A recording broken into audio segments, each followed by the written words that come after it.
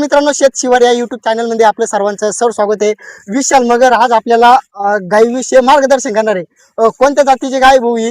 होय एचएफ जातीची गाय. कोणती? एचएफ. या दोन्ही बी एचएफ. हा मग एचएफ जातील तर शिंगारात नाही ना?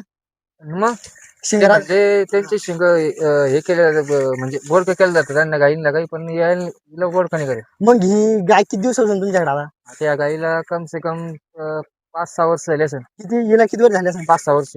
मग ही गाय किती दूध देते आता सध्या? आता सध्या देते ती तरी 5-6 लिटर.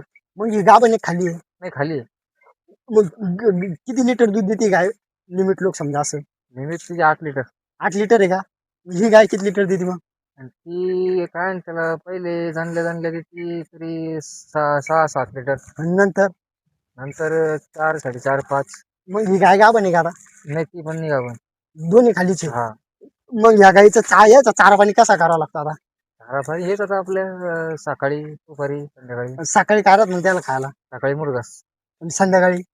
संध्याकाळी पण मुरगास फक्त दुपारी हे हिरवा चारा. मग ते दुधाचं जनावर राहत ना, मग त्याच कसं टाइम टू टाइम का चारा पाणी करावा लागतो? टाइम टू टाइम आता हेच आपलं काही म्हणजे आपलं काही इतक्या टक्केवारी गाई नाही आहे ना आपल्या हा. टाइम टू टाइम करायला. मग थोडं मागं पुढे पण झालं दाखवून जातो. दाखवून जातं का?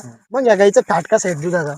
फॅट आता काही सांगले जाणार नाही कारण की मी काही जात नाही डेअरीवर घेऊन. हा. स्वतः होत जातो तो सांग. ते सांगेल का? मग तुम्हाला समजा काही माहित नाही. नाही हा.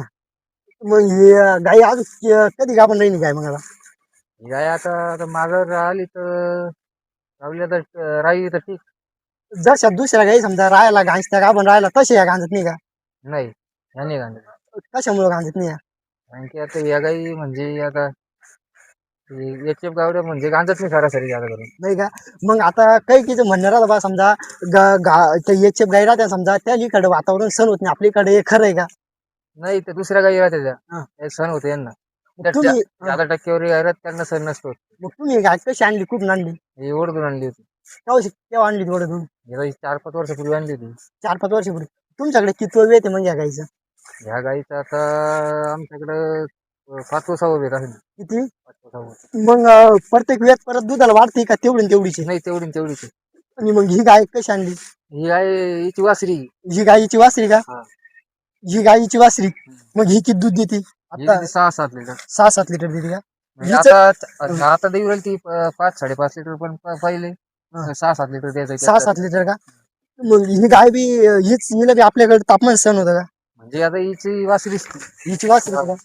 तुम्हाला अजून काही या गायीविषयी काही माहिती आहे का? या गाईविषयी काय माहिती सांगा तुम्हाला? विशाल मगरनं आपल्याला